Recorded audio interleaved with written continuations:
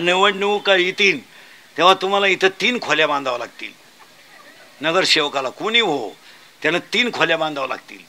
पहिली खोली कशाला माहिती का? आपल्या वार्डात मोबाईल वापरून येडे झालेल्यांसाठी एक खोली काढावं लागेल. नुसते धरून आणायचे आणि त्याच्यात घालायचे, नाही तर अख्ख्या वार्डात हिंडतील एनो एनो एनो एनो एनो एनो एनो एनो नाही. तुम्हाला मी कुठूनही बुंगून येणार महाराज. आता 31 वर्ष गेले त्याच्यात. भाव आहे तर बघते. मग हा 10 दिवसाचा जो उत्सव आहे ना हा भावाचा आहे. गणेशोत्सवावर काय आपला म्हणून तर त्याची भक्ती. आणि 10 दिवस केले का मुक्ती. कारण तो देव सगळ्यात नांगाड देव आहे. तुम्ही सगळ्याच्या नाद लागायचे, ह्याच्या नाद नाही लागायचं. मला गणपती हे तिघही तसेच. हा बाप लाईन पोऱ्या. बाप एक पट ही दुपट ती तिप्पट. हे पहा ना कसं करी. बापाच्या गळ्यात साप, पोऱ्याच्या गळ्यात हार. बाप माणसं संपवायला, पोऱ्या कल्याण करायला. बाप राहिला स्मशानात, पोऱ्या राहिला नदीवर. उलफाटा कार्यक्रम आहे. त्याचा बाप माणसं संपितो तो कल्याण करतो. आणि ही सगळ्यात उलटी आहे. ही जनात नाही लागायचं. अवतार जेवढे घेतले तेवढ्या अवतारात नवरा एकच. अशी ही तुळजापूरची, ही कोल्हापूरची, तुळजापूरची, माहूरगडची, वणीची, लिंबा खालची, या सगळ्या जेवढ्या देव्या झाल्या या सगळ्या देव्या आदिमाया शक्ती आहेत. आणि आदिमाया शक्ती म्हणजे पार्वती आहेत. आणि त्या पार्वती मग मुक्ताई बिक्ताई सगळी पार्वती आहेत. आणि ती अशी बाई आहे, अशी नंगाट गिराईक आहे. तिनं करार देवाशी असा केला होता, मी कोणताही अवतार घेऊ कोणी बी, माझा नवरा शंकर, दुसरं जमणार नाही. तेव्हापासून वडाला गरके आणतात. त्याच्यानंतर पार्वती बी घडली, तो भाग वेगळा. आता तुम्ही तर काही मागू शकत नाही, तो विषय वेगळा. कारण तुम्ही कोणाला गरके घालता? कोणत्या झाडाला? वडाला दोरे कोण? वडात कोणता देव राहतो? नाही, मोठा घोटाळा आहे. तुम्हाला हे माहीतच नव्हतं का वडात कोणता देव राहतो? वडात कोण आहे माहिती का? वडात कोण आहे बरं? पिंपळात कोण आहे? दत्त नाही. पिंपळात विष्णू आहे, लिंबात लक्ष्मी आहे. याच्या खाली ध्यानधारणा करा बसून कधी. लिंबासारख्या लिंबामध्ये लक्ष्मी आहे. लक्ष्मी प्राप्तीला आघाडी पट सगळ्यात प्रसन्न होणारा लवकर झाड आहे. आणि ते पिंपळ जो आपला हा वडात सांगतो कोण आहे, पण पिंपळात विष्णू आहे. आणि विष्णू कसा आहे त्याची अशी गंमत झाली, सांगूनच टाकतो एका मिनिटात. समुद्र मंथन झालं, हे सगळे रत्नवित्न निघाले आणि ही बाई शेवट आली. कोण? लक्ष्मी. आता ती कोणाला द्यायची असा प्रश्न ठरला. नवरदेव तो मोकार, नवरी एकच. कोणाला द्यायची बुवा? कोणाला द्यायची म्हणले ते सगळ्यांनी ठरवलं बाई पूर्वी विष्णूला देऊन टाका. कारण विष्णू आणि लक्ष्मी यांचं सूत्र जमेल. म्हणजे विष्णू म्हणजे हे सगळे देव तुमचे, हे विठ्ठल विठ्ठल सगळे आले.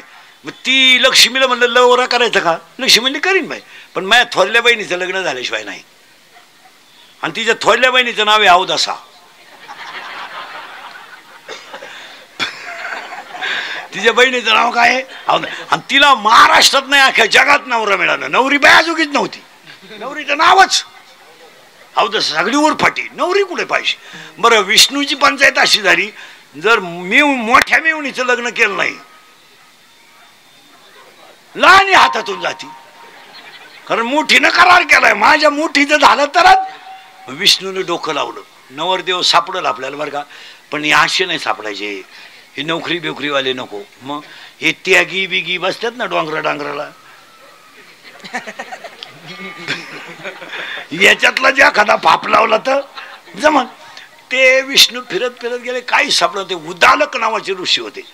ते मोठा गडी नंगाट होता. ते दाड्या बिड्या जटा बिटा मोठी तपश्चर्या. हे गेले तर शेत्यानं ओळखले, फक्त वरून साधू आहे. हे म्हणले तुला बायको देतो, उठलान गडी. साधू का काय उठला गडी म्हणलं झालं बा. आता त्याला आनंद कशाचा वाटला? विष्णूचा साडू वास आहे म्हणजे काही कमी पडणार. ते नवरी घाला पाहिली. विष्णू म्हणतोय म्हणल्यावर नवरी घाचा काही प्रश्न आहे. आणि जेव्हा गंमत झाली ना महाराज, लग्न झालं, ही नवरी त्याला दिली अवदसा. आणि ते दोघं जण निघाले साधूने. ते मुक्कामाला एका ठिकाणी थांबले आश्रमात त्यांच्या. तिथं सकाळी बाया सडा टाकायच्या, रांगोळी काढायच्या. ती बाई बिघडली ना ती अवदसा. ती म्हणली इथं अन्न का आला या गाणीत? म्हणजे ती याला घाण म्हणायची. तुळशीला पाणी घालणं, गायचं दर्शन घेणं हे आपण काय म्हणतो पवित्र आहे. पण अवदाशीला काय काही अवदासा बा तुम्ही 8:30-9ला उठा त्यात.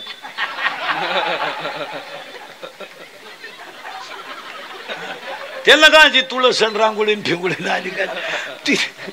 आता या अवदासा तिथं थांबायचंच नाही म्हणली. ती म्हणे थांबायचं कुठं. ती म्हणले बा आता आजपासून मी तुमची बायको आहे. मी म्हणाल तसं. तिनं पार गेला डोंगरात नेलं.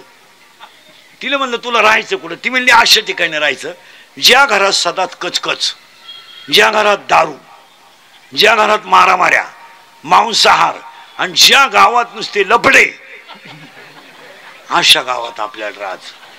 तिथं कोण राहती अवदास. तो म्हणला कुठून बुद्धी आली, बरा बसलो होतो मिळाली कुठून मला. त्यानं आयडिया केली महाराज. तिला ठुलं बसून पिपळाच्या झाडाखाली, पिपळ सांगू राहिलो मी तुम्हाला, पिपळाच्या झाडाखाली बसून ठुलं. ते म्हणले मी जागा पाहून येतो. जे पळालं लंगोटी धरून फाशी घेईल म्हणला. पण ही अवदासा नको. गेले ते गेले तपशल. आता हिला अंधार पडला, ही तीच राहिली आणि ही उळायला लागली अवदासा. आता अवदासाचा आवाज कसा राहतो आता एका मी सांगायचं तुम्हाला.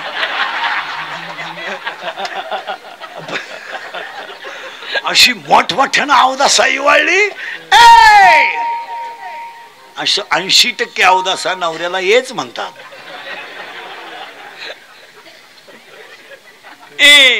आणि तिनं आरुली दिली, ती किचाळली.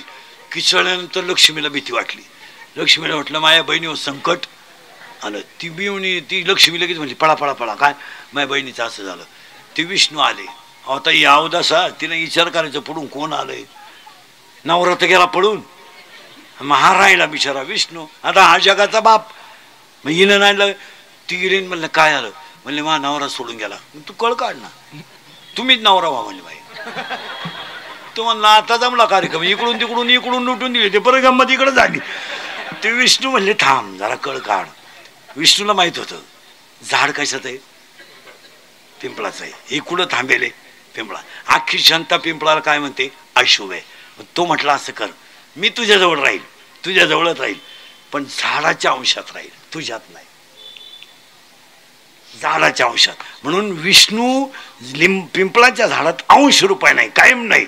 फक्त शनिवारी पिंपळ पूजणं हे महत्वाचं आहे. त्या दिवशी त्याचं वास्तव्य राहत. इतर टायमाला लोक जवळजवळ त्याला अशुभच मानतात. पण शनिवारी ज्ञानदेव काय जीवन आहे महाराज संतांचं. आणि आमची 80-90 झाली तर अजून पसायदान पाठ नाही.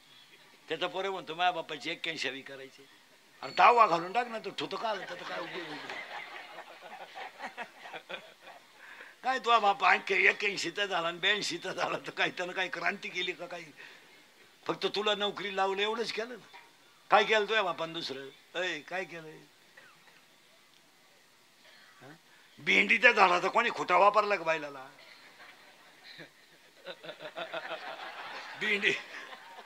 भेंडीचं झाड माहिती ना, कालवनाची भेंडी, तिचा खोटा कोणी वापरला का. का उसाचा तुरा कोणी गायला घातलाय का. मग उसाला तुरा आला काय, भेंडीचं झाड वाढलं काय, आणि तो बाबा 80 झाला काय. काय उपयोग आहे त्याला. शिडीच्या गळ्याच्या लोंबलेल्या सडानं कधी दूध दिलंय का. काशीतल्या गुशिड्यानं कधी दूध प्यालंय का.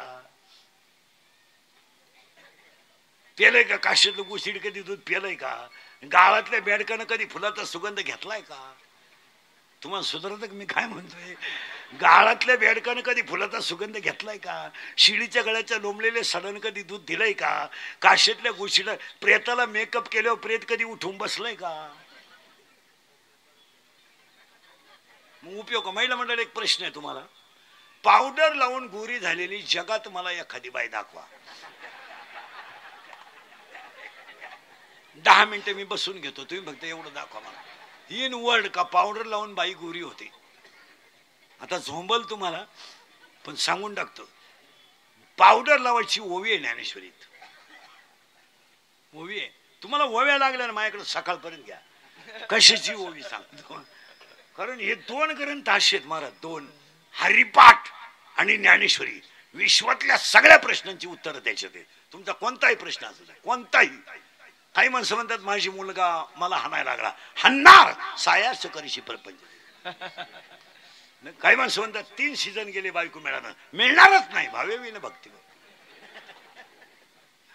काही माणसं म्हणतात मी ट्रिपा काढल्या मोकार काशी केली माझ्यात बदलच झाला नाही. होणारच नाही. त्रिवेणी संगमिलाना तुम्ही कशाचाही उत्तर करा. काही म्हणते मी 1.5 किलो गंध अंगाला चोळीतोय तसाच राहिला. तू तसाच मारणार. विष्णुवेनं जप व्यर्थ त्याचे. काही माणसं म्हणतात मी सगळ्यांचं चांगलं केलं माझं वाटोळं झालं. होणारच पर्वताप्रमाणे पातक. तुम्ही कशाची उत्तर काढा. हरिपाटण ज्ञानेश्वरी. ज्ञानेश्वरीत पावडर लावायची ओवी आहे. लागली कोणाला तर लिहून घ्या. अध्याय नंबर 18 हातावर लिहून घ्या. घरी गेल्या उचका. 18व्या अध्यायामध्ये 102 नंबरची ओवी आहे. 102 नंबरची. कारण 18व्या अध्याय 1810 आहेत. त्यातली 2 नंबरची ओवी 102 नंबरची ओवी आहे. ललाटीचे लिहिले न मोडेगा काही केल्या. म्हणजे कपाळावर जे लिहिलंय ते तुम्ही कधी टाळू शकत नाही. पण पुढचा शब्द इतका सुंदर आहे. काळे गोरे पण धुतले फिटवणे. पावडरची ओवी बर का. काळे गोरे पण धुतले फिटवणे. काळे गोरेपणा कधी धुवून निघू शकत नाही. मग ओवी खरी का पावडर खरी. मग मूर्खपणा का. काही पोरींचे चेहरे इतके चांगले होते पण पावडर लावून त्या चेहऱ्यांचं वाटोळं केलं. आग्या मोळाचा अड्डा झाला. अख्ख्या पुळ्या आल्या. सुंदर चेहरा होता. याला पावडरची गरजच नाही ना. हा पावडरीसाठी दिलाच नाही. हा पावडरीसाठी दिला नाही. हे मेकअप करण्यासाठी शरीरात दिलं नाही. नाही याच्यातलं आतल्याला पाहण्यासाठी बाहेरचं दिलंय. शब्द नीट कळला का पहा. याच्या आतमध्ये जो आहे जो अख्खं शरीर चालवतोय त्याला पाहायला हे दिलंय. याला झाकायला नाही दिलं. याला पाहायचंय आतमध्ये. याच्या आतमध्ये एक आहे त्याचं नाव चैतन्य आहे. आणि हे जगत कशावर चालतंय. चैतन्यावर चालतंय. हे गेलं ना तू मरणार नाही. हा गेला ना तू मरणार नाही. गुडघे गेले ना तू मरणार नाही. पण श्वासवास जर तुझा बंद झाला तर तू जगणार नाही. डोळे गेले ना काही काळ जगशील. तू गुडघे गेले तर काही काळ जगशील. हा कान गेलं तर जगशील. पण तू श्वासवास गेल्यावर 1 सेकंद जगायचा नाही. मग ते चैतन्य शोधायला शरीर दिलंय. हे पावडर लावून लोकांना दाखवायला दिलं नाही. आणि हेच लोकांना कळलं नाही. लोक म्हणते नवरी कशी काय. नवरी त्याला करायची. वरडाला काय गेलं. वरडानं फक्त पहिल्या पंक्तीला जेवायचं चांगला चप्पल घालायचं आणि झक मारायची निघून जायचं. तुम्हाला घेणं काय. ज्याला बायको वर्षभर सांभाळायची आयुष्यभर सांभाळायचे तो पाहिजे. पण अख्खी लोक इतकी बिंडोक आहेत. काय नवरी सजवतात लग्नात लोक. केवढे येडे लोक आहेत. नवरदेव पाहिजे ना. बायको त्यानं केली. तुम्हाला सुधरत की मी काय म्हणतो. तुम्ही फक्त पाहणार आहे. बायको त्याची आहे. काय सजवतात नवरी. तुम्हाला करंटच लागत नाही लवकर. मी काय करणार. तुम्हाला काय एवढं त्याची साडीची किंमत विचारायची गरज आहे. तुला काय गरज आहे ती साडी. ती साडी घेईन नाही तर बरमुडा घालीन. तुला करायचं काय. काय नवरी सजवतात लोक लग्नात. बाबा केंद्र निघाले ते ब्युटी पार्लर केंद्र. तिथून सजून आणायची ती नवरी. ब्युटी पार्लरला गेल्यावर 3 गोष्टी कराव्या लागतात महिला मंडळ. पहिलं फेसिंग करावं लागतं. नंतर मिक्सिंग करावं लागतं. आणि नंतर सिरिया मिक्स करावं लागतं. अशा 3 पायऱ्या आहे. फेसिंग म्हणजे खड्डे भरणे आणि डांबर होत नाही. मिक्सिंग म्हणजे याला शेप देणे. शेप द्यायचा असा. हा. आणि सिरेमिक्स मध्ये असं असतं. इथल्या फटीत चमकी, इथं चमकी, इथं चमकी, इथं चमकी, इथं भुवयाला कलर, गालाला लिपस्टिक, असं केसाला असा फुगा, एक बट गालावर. नवरीनं असं केलं बामणाला चक्कर आली. असं काय झालं.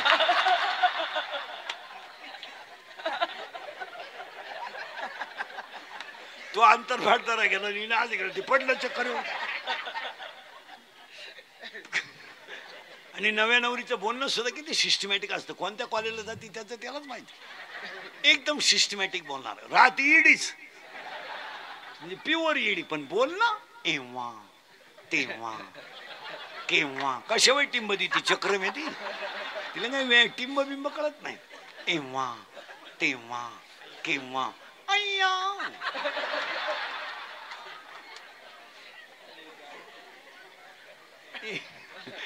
एव्हा तेव्हा केव्हा अय्या वाव वा म्हण ना वाव वा म्हण ना चांगलं मराठी येत आहे तुला तू वाव कुठून आली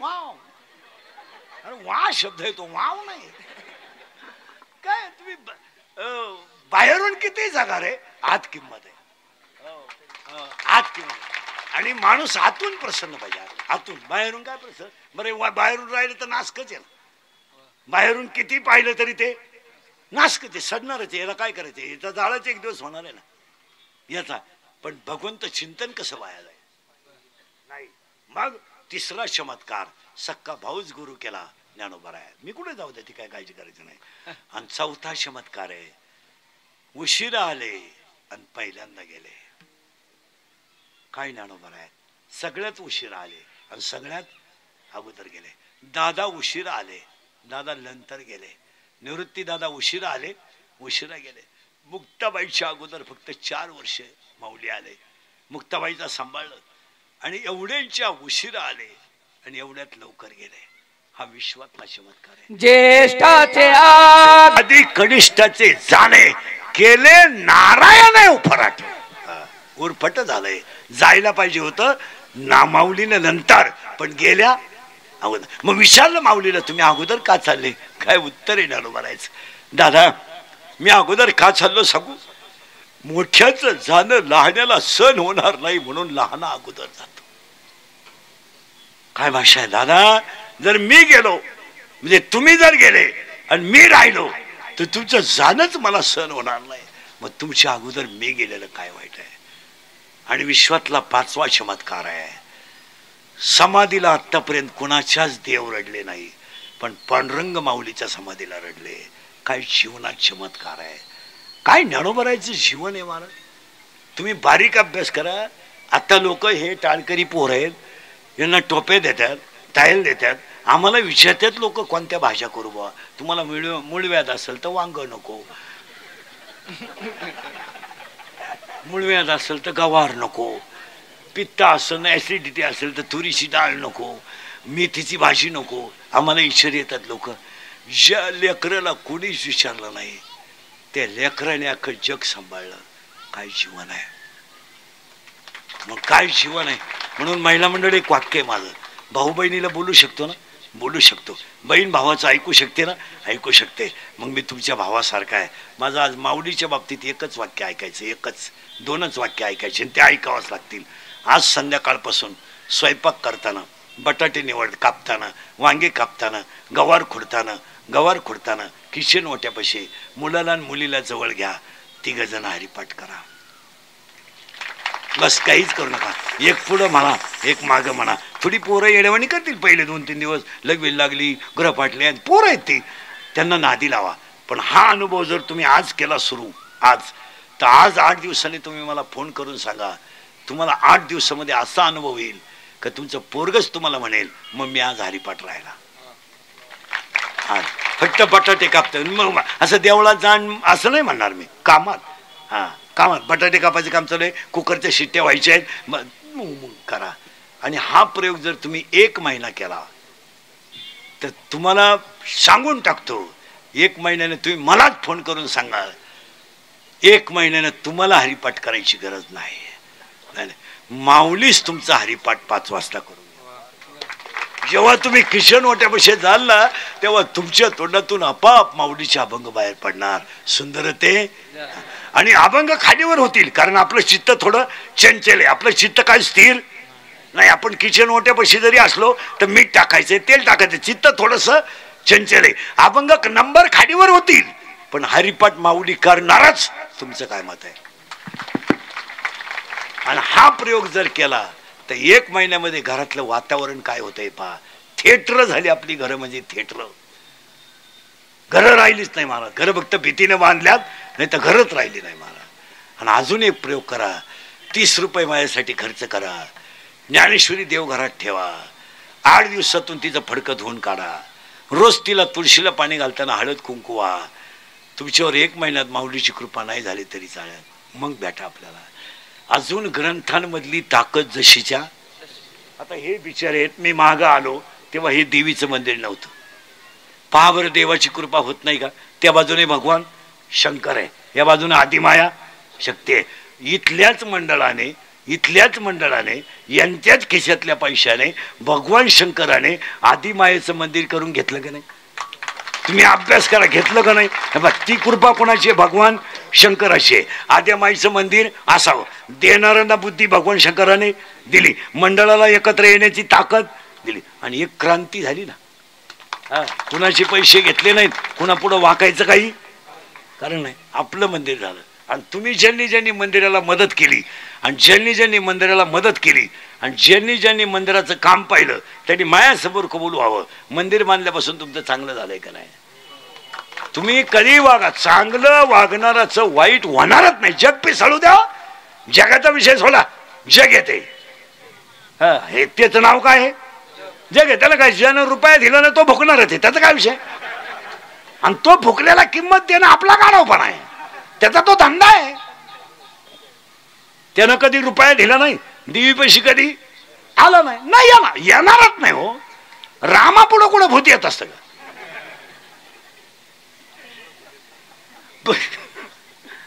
हा, काही माणसं रुपया देणगी द्यायची नाही, पण कुठाले करायची, ग्रुपला भुकायचं.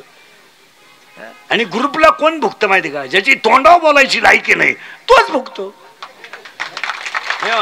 ग्रुपवर जी माणसं भुकतात ना, ग्रुपवर, त्यांना मूड नाही द्यायचं का? ती नालायक लोक आहेत, त्यांचं काय कौतुक करायचं? आणि त्याला खाली कमेंट देणारे महानालायक, त्यांचं काय? हे कमेंट ग्रुप हे कधी पाहायचं नसतं, पाहायची गोष्ट नाही. लायकीचा माणूस ग्रुप चालीन का? आता मी सिस्टीमवाल्याला म्हणलं आवाज वाढव, त्यानं वाढवला, विषय जमला. मग क्लिप करायची. इंदुरीकर सिस्टीमवाल्यावर भनकले, क्लिप खाली लगेच कमेंट, तो नालायक म्हणजे मी. आणि मला नालायक म्हणायला आटली चड्डी नाही, तो मला नालायक म्हणतो. काय फरक? त्यामुळे त्याला एवढं मार्केट द्यायचं काही? आपली लोक लावून घ्या, महाराज लावून नाही घ्यायचं कधी कोणत्याही गोष्टी. आता हे मंडळ एवढं सुंदर, एवढं मंदिर केलंय, एवढा मोठा समाज गोळा केलाय, एकत्रीकरणाशिवाय झालंय. सिस्टीम सांगायची, मंडप सांगायचा, गायक सांगायचे, महाराज सांगायचे, बाकीचं नियोजन करायचं. मग तुम्ही सगळे एकत्र बसत जा. एकत्र बसण्यात विचाराचं मंथन होत. थोडासा शाब्दिक चकमक होईल, पण काम चांगलं होईल. तुम्हाला मंदिर बांधायचं एकत्र बसा, शाळा बांधायची एकत्र बसा. सण होत नाही, आज तुला मंडळाने ठेवलेले कीर्तन सण होत नाही, सासरवाडीला कार का मारू नये? कीर्तन संपेपर्यंत तुझ्या वाचून हाडलंय काय? आणि तुम्हाला सांगतो, सगळ्यांना सोडा तुम्ही, पण कमेंट टाकणारे कधी सोडू नका महाराज. नाही, पिसवणे एवढाच पर्याय, त्यांना तोंड सांगणे नाही. तुमचं काय मत आहे? कमेंट टाकणाऱ्याला भाऊ असं का केलं हे म्हणणे नाही, त्याला सापडवणे, खुब्यातून काढून टाकले, तो पुन्हा उठलाच नाही पाहिजे. कारण ह्या नालायकाने चांगली माणसं बर्बाद केली.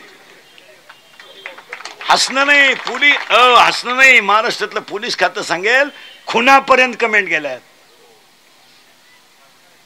माणसांमधले संबंध संपून टाकले यांनी. काही असू द्या, वैयक्तिक मतभेद असतील, उद्या आपली स्मशानभूमी एक आहे, आपला समाज एक आहे, आपल्याला एकत्र बसायचंय, लग्न आहेत, दसक्रिया आहेत, उद्या कार्यक्रम आहेत. तुमचे मतभेद बिघडायचं कारण काय? हे ग्रुप कमेंट, आणि कमेंट ना नाते तोडून टाकले सगळे. हे दंगली पर्यंत गेलाय कमेंट. इंस्टाग्राम स्टेटस कशाला पाहिजे? काय आखली आहे कोणाला? मी मोबाईल वापरत नाही, मी मोबाईल नाही वापरत. मोबाईलचा ना आपली परिस्थिती नाही, मी मोबाईल वापरत नाही. मला काय मोबाईल नाही, मला कोण मेलं तपास नाही, कोण आलं तपास नाही. मित्र तर नाहीच आपल्याला, मित्र नाही. एवढे भेटले हेच मित्र, पुन्हा दुपारच्या कीर्तनाला दुसरे मित्र, त्याला काय मित्र. मी मोबाईल वापरत नाही, कोण मेलं तपास नाही, कोण आलं तपास नाही. आपल्याला मोबाईल नाही, फोटो, इंस्टाग्राम नाही, फेसबुक नाही, मेसेज काही नाही. काय ज्याला गरज आहे तो आपल्या घेईन. आपलं काय खुटलंय कोणापाशी? अजून 5 वर्षानं तुम्हाला वार्ड आहे ना, वाढलं हे वाढलं नगर शेव कोण आहे? हा प्रभाग आहे ना हा.